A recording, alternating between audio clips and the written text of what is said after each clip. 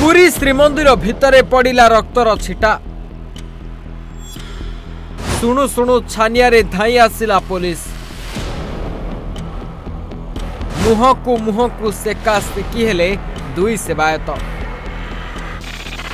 पादुक बंटा को नहीं बहे हेले खोबाखोबी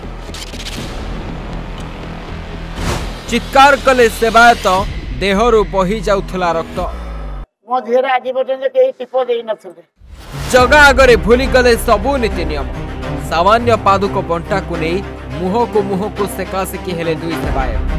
माड़ एमिति जे मुह को फटाई श्रीमंदिर भितरे रक्तर छिटा पकाई जाई हॉस्पिटल रे भर्ती हेले।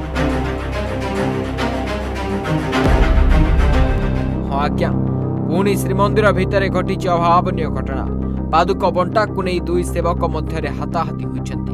श्रीमंदिर भितरे हाथाहाती परे थाना रे पहुंचीथिले सिंहद्वार थाना रे मध्य सेमाने मारपीट होइथिले उभय होइछन्ति मुख पखाळ सेवक माने किछि कथा नै ता संगे हमर किछि संपर्क नसला ई मंडल रे हठात आसीकरी मते मुछ ऊपर उठ मारिकरी मोर नाक रक्त बाहर करी दांत बाहर के माइले मदन भुटिया रवि भुटिया पु से को सेवक से मोरी पर पुत्र आसे ओ सेमानी पुत्र हां बेहरण द्वार निकट रे पादुक बंटन को केंद्र करी दुही मुख पखाळ सेवकक मध्य मारपीट होइतिला पर उभय एने सिंहद्वार थाना रे अभियोग करबा को जाइथिले सेठारे मध्य उभय मारपीट होइथिले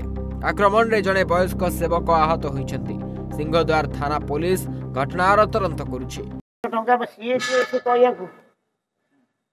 अधिक टंका मागुथिले कि कम टंका मागुथिले कि न मागुथिले तू की से कहया को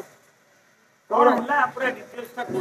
नहीं ये टंका पैसा ये पादुक बंटा नै से सब पूर्व बहुत अनेक अछि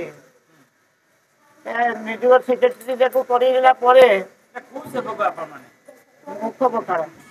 पुरी शशांक महापात्र की रिपोर्ट ओडिशा भास्कर।